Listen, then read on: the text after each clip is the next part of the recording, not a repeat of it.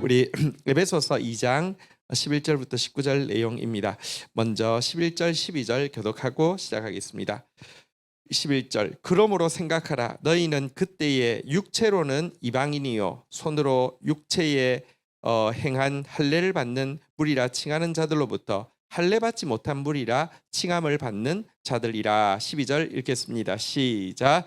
그때 너희는 그리스도 밖에 있었고 이스라엘 나라 밖의 사람이라. 약속의 언약들에 대하여는 외인이요 세상에는 소망이 없고 하나님도 없는 자이더니. 바울이 지금까지 했던 이야기가 에베소서의 핵심이 뭐냐고 하면요, 자녀됨과 교회됨입니다. 한번 따라하겠습니다. 나는 하나님의 자녀입니다. 우리는 그리스도의 몸된 교회입니다. 이 이야기를 계속 해오고 있는데요. 11절에 보니까 그러므로 생각하라라고 이야기하면서 너희에게 주어진 이 자녀됨, 너희에게 주어진 이 교회됨이 얼마나 엄청난 축복인지 생각하라 이렇게 도전을 하고 있는 내용입니다. 여기 생각하라라고 번역된 단어는 원어는 주로 기억하라라고 번역되는 명령어인데요.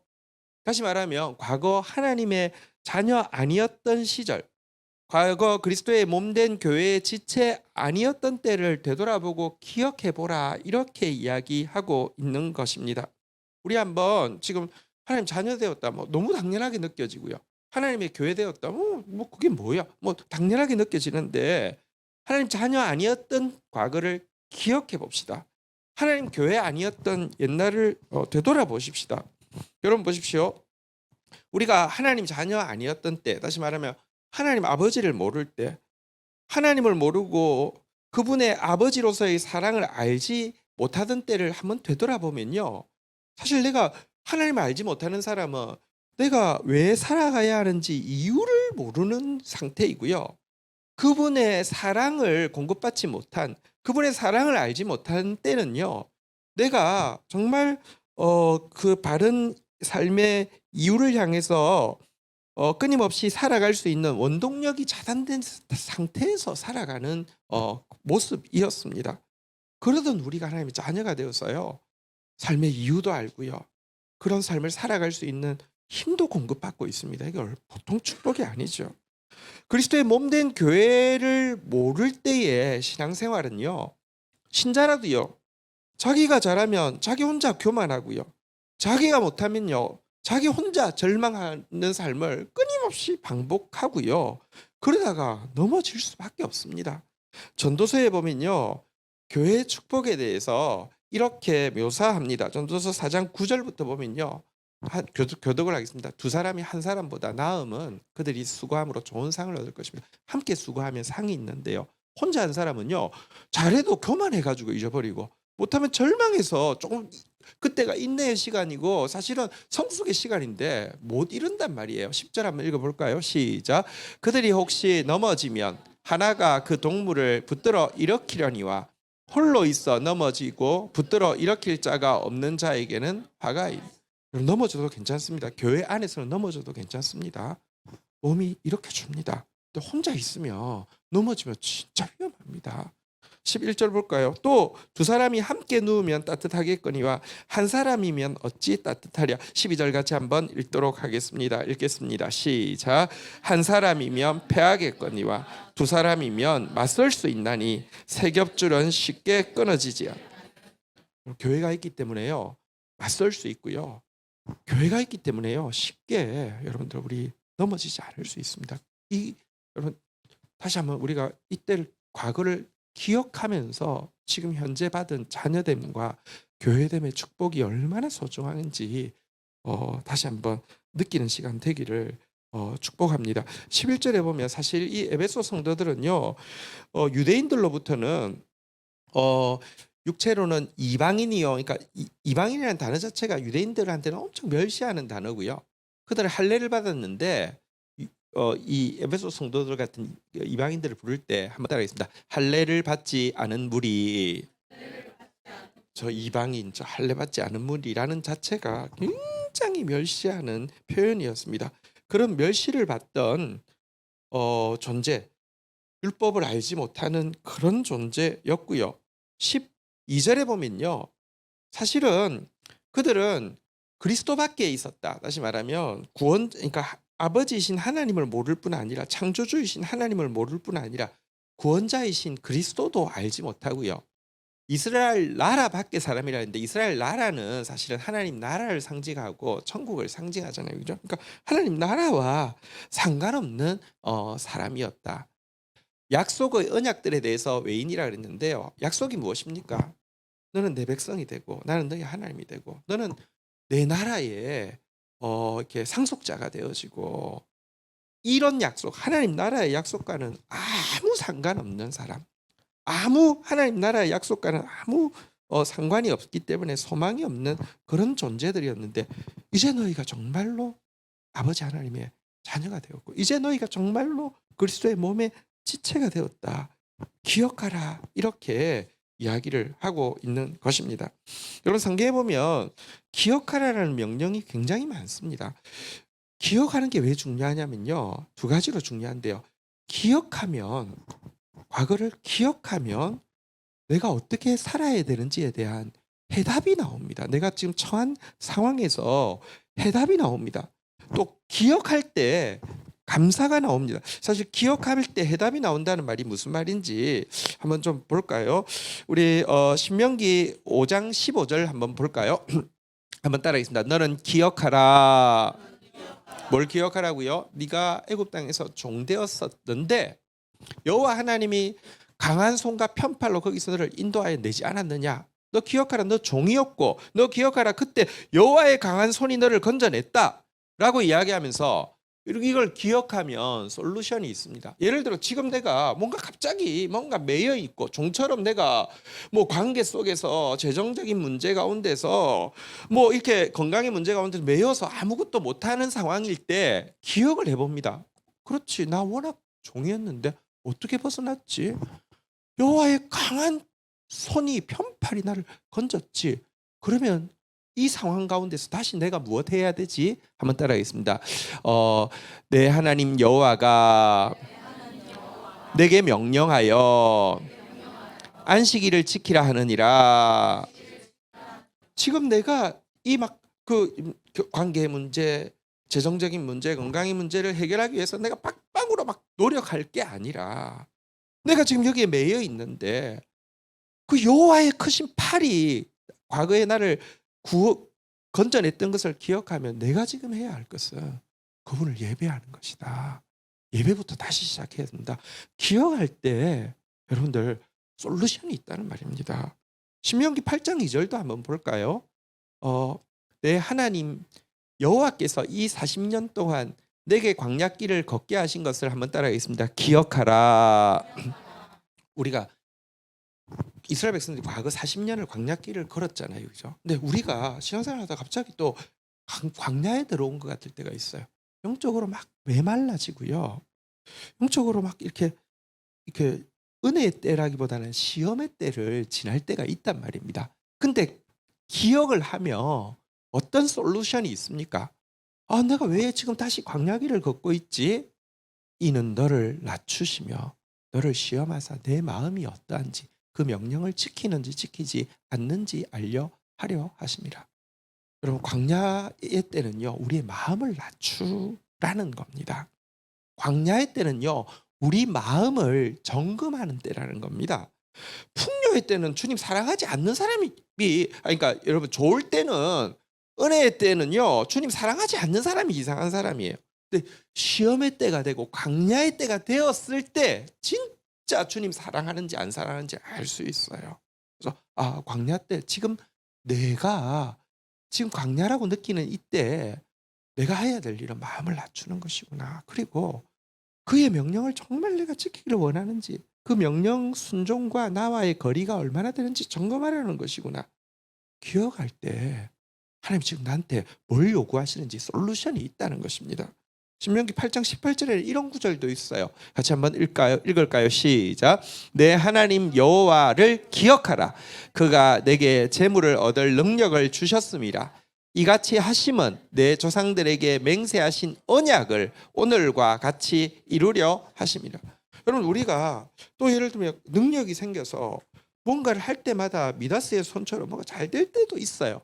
근데 그때도 여러분, 여호와를 기억하면요, 어떤 일이 생기냐고 하면, 내가 지금 재물을 얻는데 이 재물을 얻을 능력도 하나님이 주신 것이라는 것을 알게 되고요, 인정하게 되고요. 또 하나님께서 이와 같은 것을 주신 것은 하나님이 주신 언약이 있어요. 조상들을 통해서 주신 언약, 교회를 통해서 주신 언약이 있어요. 예를 들면 우리에게 너를 축복의 통로로 쓰겠다라고 하면 하나님 언약이잖아요, 그죠? 언약을 위해서 주신 것이다라는 것을 내가 기억할 때, 그러면 보십시오.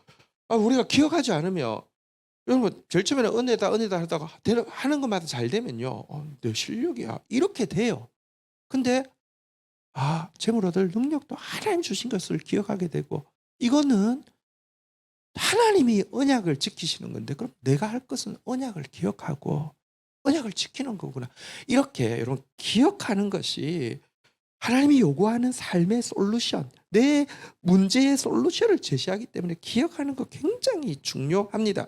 또한 기억하는 것은요, 감사의 기초가 되어지기 때문에 그러므로 기억하라, 이렇게 지금 에베소 성도들에게 이야기하고 있습니다. 사실 이 편지를 에베소서는 누가 썼습니까? 바울이 썼잖아요, 그죠? 바울은 끊임없이 그의 과거를 기억하는, 그러므로 생각하라, 남들 보고 생각하라고 해놓고 자기 생각 안 하는 사람이 아니라 기억 안 나는 사람이 아니라 기억하는 사람이었잖아요. 한번 보십시오. 솔직히 바울은요, 하나님의 일꾼으로 부름 받았는데 그런 거 있잖아요. 과거 잘못했는데 하나님 일꾼으로 부름 받고는, 너 옛날에 잘못했지, 내가 너 구원해 줬으니까 내가 너 본전을 뽑을 거야, 너 완전 뻥을 뽑을 거야, 이러면서 뭐 부르신 것처럼 진짜 완전 엄청나게 굴렸잖아요. 완전 진짜 정말 이렇게 뭐랄까요, 벼랑 끝에 이렇게 세워놓고는 정말 모든 사람의 구경거리가 될 정도로 이렇게 뺑뺑이를 돌린 것 같아요. 그런데요, 바울이요, 자기가 하나님의 일꾼 된 것에 대해서 고백할 때마다 뭐라고 고백하냐면요, 우리 디모데전서 1장 12절부터 한번 보도록 하겠습니다. 교독을 하겠습니다. 나를 능하게 하신 그리스도 예수 우리 주께 내가 감사함은 나를 충성되이 여겨 내게 직분을 맡기심이니. 나를 능하게 하신 주님, 하나님 기분 좋으시죠? 나한테 이 직분 맡겨주셔가지고 주님 본전 뽑으셨죠? 이게 아니라요, 나를 능하게 하셔서 내게 직분 주신 주님께 너무 감사합니다, 이렇게 이야기합니다. 이유가 뭐냐고 하면요, 그가 기억하기 때문입니다. 13절 같이 한번 읽을까요? 읽겠습니다. 시작. 내가 전에는 비방자요 박해자요 폭행자였으나 도리어 긍휼을 입은 것은 내가 믿지 아니할 때 알지 못하고 행하였습니다. 과거의 자기의 모습, 또 과거에 진짜 얼마나 못됐습니까? 막 사람 죽이고 막 이랬잖아요. 근데 그것을 하나님이 너 몰라서 그랬어라고 여겨주신 거예요. 어쨌든 그러니까, 그리고 몰라서 나쁜 짓 하지만 나쁜 짓을 너무 신실하게 하는 거예요. 독하게 하는 거예요. 야, 너 충성되다. 야, 너 진짜 충성되다. 그래, 내가 너 일꾼 삼. 그러니까 이 사실을 끊임없이 기억을 한 거예요. 그래서 14절부터 보면요, 우리 주의 은혜가 그리스도 예수 안에 있는 믿음과 사랑과 함께 넘치도록 풍성하였도다라고 이야기하면서요, 여러분, 이 과거를 돌아보면 지금 일하고 있는 이 일에 내가 얼마나 수고한 게 기억나는 게 아니라요, 15절 같이 읽도록 하겠습니다. 시작. 미쁘다 모든 사람들이 받을 만한 이 말이요, 그리스도 예수께서 죄인을 구원하시려고 세상에 임하셨다 하였도다. 죄인 중에 내가 계수니라. 여러분, 이 과거를 기억하니까요, 야, 니네들 나만큼만 해봐. 나만큼 하면 하나님 안 쓰실 수 있는지 한번 해봐. 나만큼 하면 하나님께서 기름 붓지 않는지 한번 봐봐. 나니까 이 정도 하지, 이게 아니라요, 이 말이 무슨 말입니까? 모든 사람이 받을 만한 이 말이요, 그리스도 예수께서 죄인을 구원하시려고 세상에 임하셨도다라고 하면서 죄인 중에 내가 계수니라. 그러니까 나 좀 봐봐. 나 같은 사람도 구원받는다고 어떻게 너희들이 구원 못 받겠어? 나 같은 사람도 용서받는다고 어떻게 너희들이 용서 못 받겠어? 라고 하면서요. 자기를 하나의 뭐 모범 사례로 제시하는 게 아니라 자기를 진짜 그러니까 자기를 아주 위에 뭐랄까요? 막 이렇게 나니까 이게 아니라 나라도 이렇게 이야기할 수 있었던 게 그가 끊임없이 그를 과거를 기억했기 때문에 이랬던 것입니다. 여러분 끊임없는 감사의 기초는 기억에 있습니다. 그래서 감사한다는 단어와 thank와 기억한다는 단어 think는 사실은 거의 비슷하죠. 여러분 우리의 이전의 시간들을 기억함으로 말미암아 우리가 자녀된 것, 우리가 교회된 것에 대한 감격과 감사가 넘치는 저와 여러분들 되기를 주의 이름으로 축원드립니다. 13절 같이 읽도록 하겠습니다. 같이 읽겠습니다. 시작. 이제는 전에 멀리 있던 너희가 그리스도 예수 안에서 그리스도의 피로 가까워졌느니라.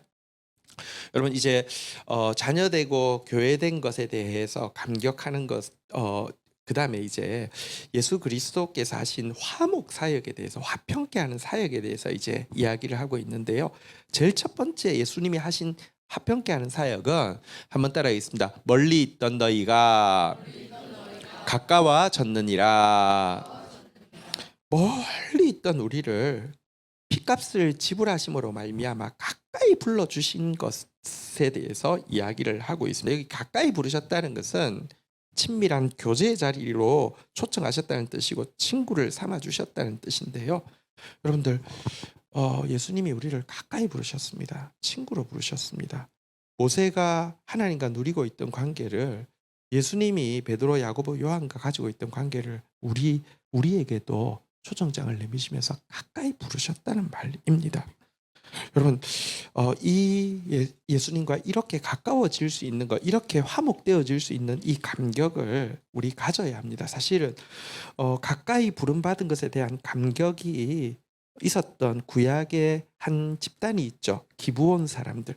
여러분 기브온 사람들은 워낙은 이 가나안 땅에 있는 족속 중에서 왕도와 같이 큰 성읍이었지만 하나님의 소식을 듣고는 하나님이 얼마나 크고 두려운 분이시고 또 가나안 땅을 이스라엘 백성들에게 기업으로 주시고 죄악된 가나안을 쓸어버리라는 이 말씀 앞에서 목숨을 건지기 위해서 이제 멀리서 온 사람들처럼 가장해서 이제 화친을 맺고는 그게 드러나니까 실은 하나님이 두려워서 그랬습니다. 우리 생명이 당신 앞에 있으니 당신 뜻대로 하십시오라고 했을 때 여호수아의 처분은요. 저들은 건드리지 말아라고 이야기하고 대신에 여호수아서 9장 27절에 보면 그들에게 어떻게 했는지가 나왔는데요. 같이 한번 읽겠습니다. 시작. 그날에 여호수아가 그들을 여호와께서 택하신 곳에서 회중을 위하여 여호와의 제단을 위하여 나무를 패며 물 깃는 자로 삼았더니 오늘까지 이러니라. 한번 따르겠습니다. 오늘까지 이러니라. 죽어야 될 그들을 살려주되 사실은 이제 최하층민으로 전락시켜서 성전에서 나무 패고 물 깃는 일 하게 했는데 어쨌든 하나님으로부터는 제일 가까운 자리로 부름을 받게 되었죠.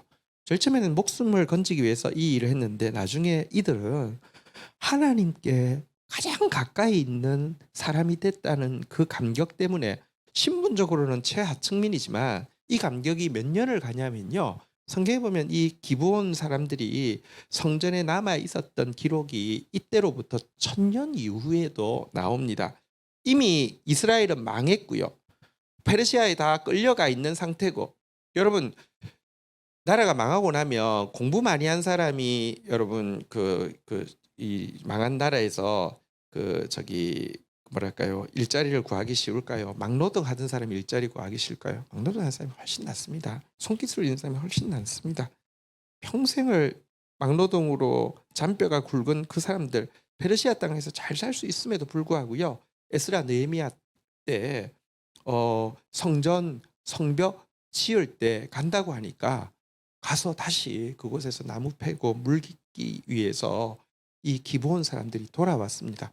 나를 가까이 불러주신 게 얼마나 감사한지, 나를 친구 삼아주신 거 얼마나 감사한지.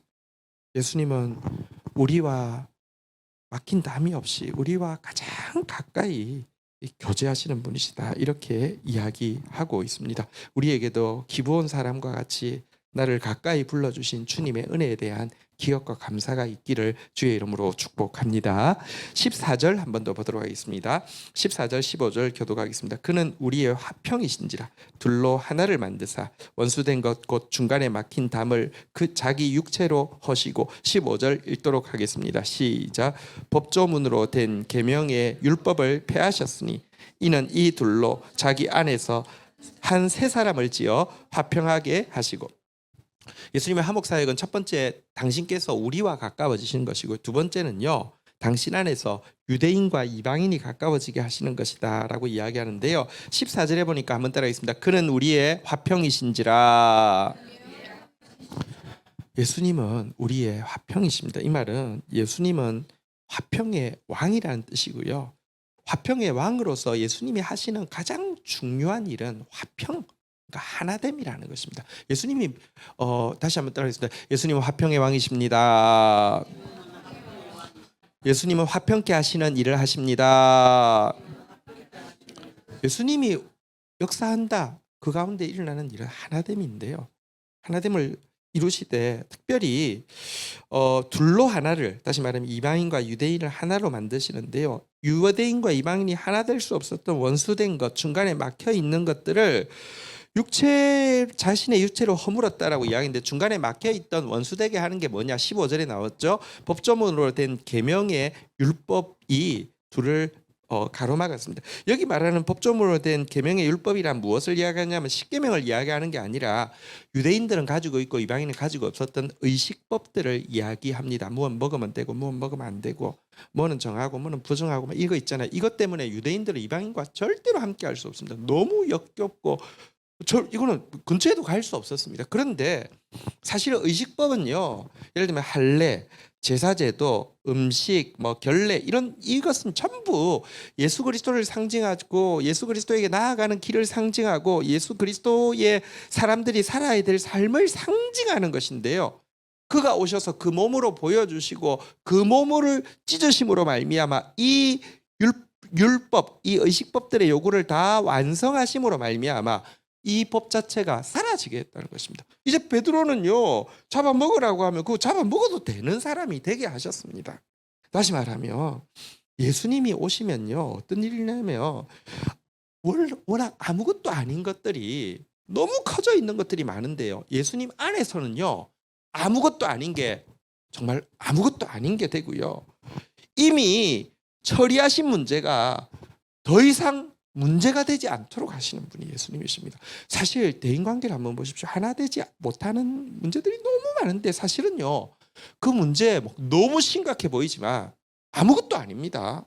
또 이미 예수님께서 처리하신 문제입니다. 근데요 예수님이 우리 가운데 화평의 왕이신 예수님이 역사하며 진짜 아무것도 아닌 것은 아무것도 아닌 게 되고, 처리된 문제는 더 이상 문제가 되지 않고 하나가 되어질 수 있습니다.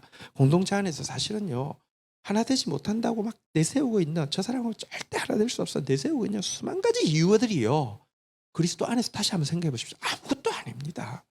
어쨌든 주님은 화평케 하시되 당신과 우리를 가깝게 하실 뿐만 아니라 우리와 우리를, 사람과 사람이 하나 되어질 수 있게 하신다, 이렇게 이야기하는 내용입니다. 16절 한번 볼까요? 같이 한번 읽도록 하겠습니다. 읽겠습니다. 시작. 또 십자가로 이 둘을 한 몸으로 하나님과 화목되게 하려 하십니다. 원수된 것을 십자가로 소멸하시고. 그리고 우리 이방인과 유대인이 하나 될 뿐만 아니라 이 둘이 손잡고요, 한번 따라하겠습니다. 한 몸으로 하나님과 화목하게 하려 하심이라. 둘이 손잡고 하나님 앞에 나아갈 수 있도록. 사실은 인간은 여러분 서로 원수이기 이전에 하나님과 원수된 관계였는데요, 이제 서로 원수된 것이 해결되어지고, 예수님 친구로서 서로 원수된 게 해결되어지고, 이제 하나님과 원수된 관계도 이제 완전히 허물어지는데, 무엇으로 허물어지는지? 십자가로, 예수님의 십자가 대가 지불로 말미암아 이제 죄가 하나님과 우리 사이를 원수로 만들었는데, 예수님의 십자가의 대가 지불은 너무 크기 때문에 이 하나님과 원수됐던 것이 한번 따라하겠습니다. 소멸하시고. 여러분 없애시고가 아닙니다. 소멸한다는 단어는 굉장히 강한 단어잖아요. 그죠? 더 이상 하나님이 우리를 볼 때 원수로 여길, 더 이상 하나님이 우리를 볼 때 혐오하거나 싫어할 만한 것이 하나도 없도록 아예 그냥 뿌리채, 아니 그냥 불로 태워서 가루도 남지 않게 하실 정도로 예수님은 화목하게 하셨다. 이렇게 이야기를 하고 있는 것입니다. 십자가. 여러분 그래서 사실 십자가는요, 그리스도와 죄인이었던 우리를 가깝게 만드는 것이고, 이방인과 유대인 또 나와 또 다른 남을 한 몸 되게 하시고, 사랑과 하나님을 화목하게 하시는, 그 이제 나중에 3장에 가면 한번 따라하겠습니다. 평안에 매는 줄로 하나됨을 힘써 지키라. 이런 표현이 나옵니다. 평안에 매는 줄로 성령의 하나 되게 하심을 힘써 지키라는 표현이 나오는데, 평안에 매는 줄이 뭐냐고 하면, 여러분 수술할 때 봉합할 때 봉합 수술용 실 있잖아요. 그죠? 예수님의 십자가를, 그러니까 평안에 매는 줄이라고 표현한 것은 예수님의 십자가는 봉합 수술용 실이다, 이렇게 이야기를 하는 겁니다. 나하고 그리스도의 관계를요, 십자가는 이렇게 묶어 가지고 쫙 당기면 쫙 붙잖아요. 그죠? 나하고 옆 사람 관계를 봉합 수술용 실로 딱 묶고 나서 쫙 당기면 딱 붙잖아요. 그죠? 나하고 하나님 관계를 십자가만 들어가면 봉합 수술용 실로 딱 묶어서 쫙 하면 이거는 뗄 수 없는 관계로 만드신다라고 이야기하는 것입니다. 십자가, 하나됨의 완벽한 솔루션, 십자가. 그래서 우리는 교회를 통해서 하나됨이 이루어진다는 말도 믿을 수 있는 것입니다. 교회 머리이신 예수님이 화평의 왕이시고요, 그분의 십자가는 모든 갈라진 틈을 봉합하는 수술용 가장 완벽한 실이기 때문에 그렇습니다. 마지막 내용 보도록 하겠습니다. 17절부터 19절 교독하겠습니다. 또 오셔서 먼데 있는 너희에게 평안을 전하시고 가까이 있는 자들에게 평안을 전하셨으니, 18절 읽겠습니다. 시작. 이는 그로 말미암아 우리 둘이 한 성령 안에서 아버지께로 나아감을 얻게 하려 하심이라. 19절 읽겠습니다. 시작. 그러므로 이제부터 너희는 외인도 아니요 나그네도 아니요 오직 성도들과 동일한 시민이요 하나님의 관속이라. 예수님이 이제 부활하시고요, 17절에 보니까요, 오셔서요 먼데 있는 너희에게, 그러니까 이방인들에게, 17절 한번 띄워주실까요? 먼데 있는 너희에게, 이방인들에게 평안을 전하시고, 우리 옆 사람에게 한번 인사하겠습니다. 샬롬. 예수님 부활하시고 나서는 제자들이 찾아오셔서 하신 말씀이 평안하뇨, 그 이제 히브리 말로 하면 샬롬, 이렇게 인사하셨잖아요. 그죠? 가까운 데 있는 자들에게 평안을 전하셔서 이 유대인을 이야기합니다. 율법으로부터 멀리 있던 이방인에게도, 율법으로부터 워낙 가까이 있던 유대인들에게도 샬롬 샬롬 이렇게 전하시고요. 또 우리 둘이 합쳐서 너희들 둘 사이도 샬롬, 우리 서로 옆 사람에게 인사하겠습니다. 샬롬. 둘이 18절입니다. 그로 말미암아 우리 둘이 한 성령 안에서 아버지께 나아가면 얻게 하셨는, 샬롬하고 둘이 손잡고 아버지께 나아가게 하셨다, 이렇게 이야기하는 것이죠. 그래서 19절에 보면요, 과거 우리는 하나님 나라에서는 외인이었습니다. 유대인들에게는 나그네에 지나지 않는 무리였습니다. 하지만 이제는 신구약 모든 참된 성도들과 마찬가지로 하나님 나라의 시민권을 얻은 자, 다시 말하면 교회, 그러니까 하나님 나라가 이제 그 교회를 상징합니다. 교회의 일원이 되었고요, 하나님의 권속, 다시 말하면 하나님의 자녀로서 하나님의 가족의 일원이 되었다. 그러니까 이제 너희가, 이전에는 그렇지 않았는데 이제 너희가 자녀됨과 교회됨을 이루게 되었다라고 이야기하면서 지금까지 기억하라. 그리고 기억함으로 감사하고 기억함으로 다시 하나님 원하는 삶을 되찾으라라고 이야기하고, 그리스도께서 행하신 하나됨의 사역에 대해서 쭉 이야기하면서 자녀됨, 교회됨의 감격에 대해서 이야기하는 내용이었습니다. 우리 자리에서 한번 일어서셔서요, 찬송 한 개 부르고 우리 같이 말씀 앞에서 기도를 심는 시간 가지도록 하겠습니다.